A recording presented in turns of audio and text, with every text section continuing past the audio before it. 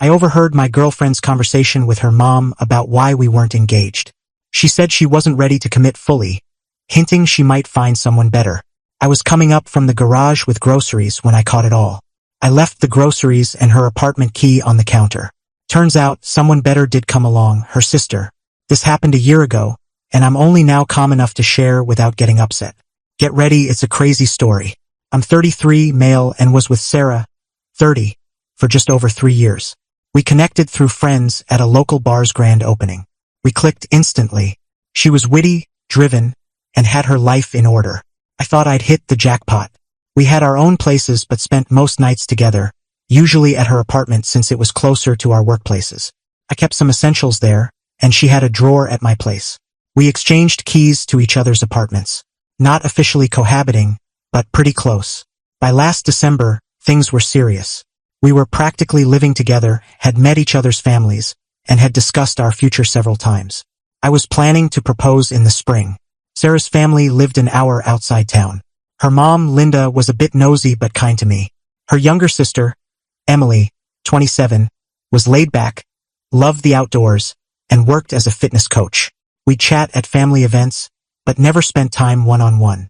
That weekend, we were at Sarah's mom's house for Linda's birthday. Sarah forgot some ingredients for the special dinner she wanted to cook, so I offered to grab them. It was snowing, and the nearest store was a 15-minute drive. I spent about 40 minutes gathering everything on Sarah's list, plus I picked up a bouquet for Linda's birthday.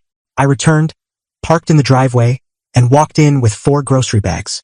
Their house has an odd layout. Enter through the garage, up a few steps to the kitchen, which opens directly into the living room. I was halfway up the stairs when I heard Linda's voice. So, when's Tom going to pop the question? You've been together ages. I stopped, curious about Sarah's response. Not eavesdropping maliciously, just intrigued. Mom, really? Not this again. What? You're not getting younger, Sarah. He's a great guy. Steady job? Good with money. Treats you well. Yeah, Tom's amazing. But then came the words that flipped my world. I'm not ready to lock things in. What if someone better shows up? Tom's solid. But is he my forever person? I stood frozen, grocery bags suddenly feeling like boulders. Linda replied, That's a terrible mindset, Sarah. You can't string people along as fallback options. I'm not saying he's a fallback. He's reliable, safe, but I sometimes wonder if there's more spark out there. That was it for me. I quietly placed the groceries on the kitchen counter, set the bouquet next to them with its little birthday note, and left my key to Sarah's apartment on the counter. Then I turned, walked back to my car, and drove to a hotel 20 minutes away. I didn't say a word, just left. My phone started buzzing 20 minutes later. Texts, then calls. Where are you? Did you just leave the groceries? What's happening? I sent one reply. I heard what you said to your mom. We're over. I'll pick up my stuff from your place next week when you're at work. Then I silenced her notifications, ordered room service, sipped a bourbon, and tried to process. 3 years. 3 years with someone who saw me as a safe bet while waiting for a better option. No way. The next morning, I had 37 missed calls and a flood of texts. Sarah claimed I misunderstood, that she loved me, that she was just stressed by her mom's nagging. Every excuse imaginable. I ignored them all. I went back to my own apartment. Thankfully, I'd kept it despite spending most nights at Sarah's, and tried to clear my mind.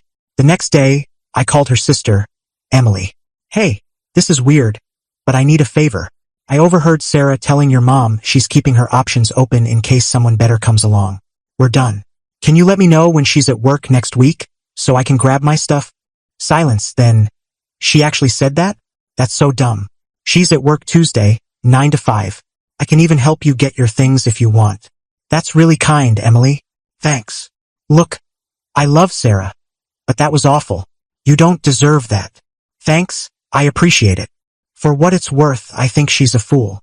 On Tuesday, I went to Sarah's apartment with a couple of friends to collect my belongings. Some clothes, gadgets, a few books. I left behind anything I'd given her as gifts. I'm not spiteful. As we were wrapping up, there was a knock. It was Emily. Thought you might need a hand, she said. Also wanted to see how you're holding up. Sarah's a wreck. Not my issue anymore, I said, packing. Fair enough. I'd have done the same. After we finished, she suggested lunch at a nearby diner. I paused but agreed. Why not? We talked for nearly 2 hours, not about Sarah, but about everything else. Books, hiking, the best burger spots. Felt effortless. At the end, Emily invited me to join her and her friends for a hike that weekend.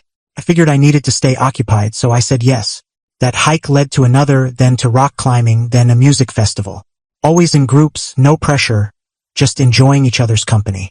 I had some hesitations about hanging out with my ex's sister. It wasn't exactly typical.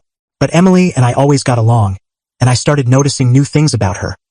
Her grit on tough trails, her kindness coaching beginners at the gym, her deep knowledge of obscure bands. We had more in common than I'd realized. Meanwhile, Sarah didn't let up. Showing up at my apartment, I had to ask building security to block her. Calling from random numbers, sending emails. Even Linda called once, which was incredibly awkward. Tom, she messed up. She loves you. She's heartbroken. Linda, respectfully, she wasn't mistaken. She said what she really felt when she thought I wasn't listening. That's who she is. People say dumb things they don't mean. I appreciate you calling, but this isn't up for debate. Take care. About 3 months after the breakup, Emily and I were grabbing coffee after a run when something clicked. I don't know how to describe it, but she wasn't just Sarah's sister anymore. She was Emily. Bold, honest, vibrant Emily. I must have been staring because she laughed. What? Do I have dirt on my face? No, Would it be strange if I asked you out? Like, a proper date? She thought for a second. Probably. Definitely for Sarah. But I'm okay with it if you are. We had a serious talk about what it could mean for her family ties with Sarah, Linda, the whole dynamic. But we both felt it was worth a shot. That Friday, we had our first real date. A nice restaurant, great conversation. That spark of something new yet familiar.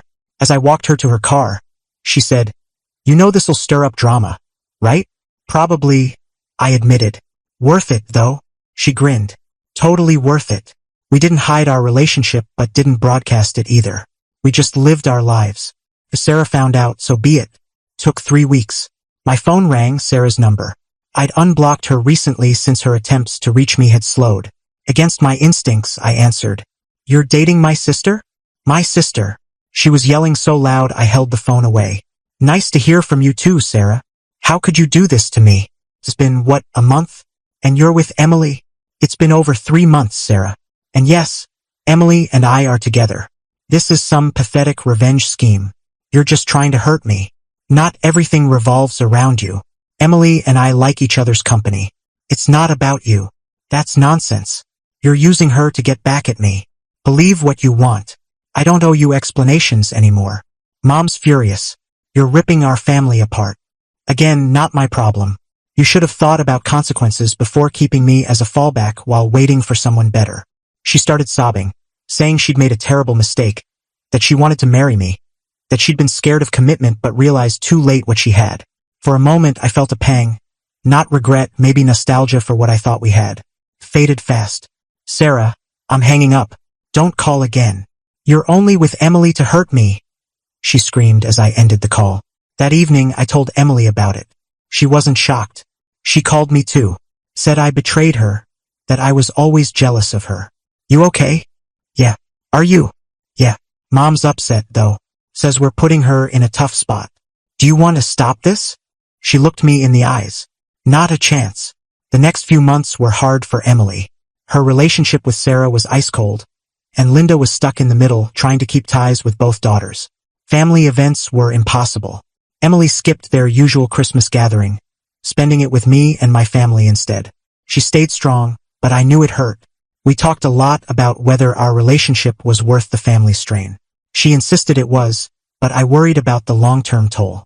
This was her only close family since their dad passed. I didn't want to permanently divide them. Here's the truth. I never aimed for revenge or planned to date Emily. It just happened. And sometimes the someone better isn't for the person expecting it. The irony isn't lost on me. Sarah kept her options open in case someone better came along for her. Instead, someone better came along for me. Life's strange like that. Update. 6 months later, 9 months since the grocery incident. And I thought I'd share an update since the story got so much attention. Emily and I are still together, and things are fantastic. Meeting through Sarah meant we skipped the usual getting to know you phase. We dove into deeper conversations from the start. which has been refreshing. The family situation has improved slowly. Linda started with one-on-one lunches with Emily, avoiding any mention of Sarah. Then she invited me to a few dinners. It was tense at first, but Linda eventually said, "I don't fully get how this happened, but you two are good together." Sarah stopped trying to contact us. Last we heard, she moved to Portland for a new job. Probably for the best, gives everyone space. Linda's fully on board now. At a recent family dinner, she pulled me aside and said, "Sometimes things don't go as planned, but they end up as they should." Wise words, when she's not pushing her daughters to settle down. The "am I dating Emily to spite Sarah" question still pops up, mostly from people who don't know the full story. The answer is always no. Did it start unconventionally? Sure. But what Emily and I have is its own thing, separate from the past. Some mutual friends sided with Sarah as expected. Our core friends, my old college crew, Emily's gym buddies, stuck by us. The couple friends we made with Sarah drifted away. That's just how it goes. Emily and I are planning a trip to Yosemite next month, her first time, my third. She's already mapped out every trail she wants to hike. Her zest for life is infectious. I ran into Sarah's old roommate at a cafe last week. She said Sarah saw us together on social media and commented, "They look genuinely happy." That's probably the closest to closure we'll get. So that's where things stand. Not a typical path to finding someone, but I'm grateful for how it turned out. Sometimes you go through the wrong relationship to find the right one. And sometimes the right one was closer than you thought. Final update. 1 year later, the 1 year mark felt like the right time for a final update. Emily and I moved in together last month. A big step, especially given our start, but it felt natural. We found a place halfway between our jobs, with a spare room for a home gym, her idea, and an office space, mine. Sarah's engaged. Unexpected, right? She met a tech guy in Portland and got engaged after 6 months. Linda showed us the announcement at dinner. Sarah looked happy, and I'm genuinely pleased for her. No bitterness here, just acceptance that we weren't meant to be. Family dynamics have settled. Holiday gatherings were awkward at first but are now just normal. Linda even jokes about finally getting me as a son-in-law, just through a different daughter. "Too soon, Linda," I said, laughing. Emily and I aren't rushing. We're enjoying building our life together, step by step. When you know, but you also know when to take it slow. Looking back at that moment on the stairs with the groceries, I still can't believe how fast everything changed. 1 minute, I was planning a future with someone who saw me as a placeholder. The next, I was walking away. It was the toughest and simplest choice I've ever made. I've reflected on what I'd do differently. Nothing. Not a thing. If I hadn't overheard that conversation, I might have proposed to Sarah, maybe spent years with someone always looking for something better. Instead, I found someone who looks at me and thinks, "This is exactly who I want." That grocery trip ended a relationship but saved me from a marriage built on uncertainty. And through all the chaos, it led me to where I was meant to be. Sometimes the best revenge isn't revenge. It's just living well.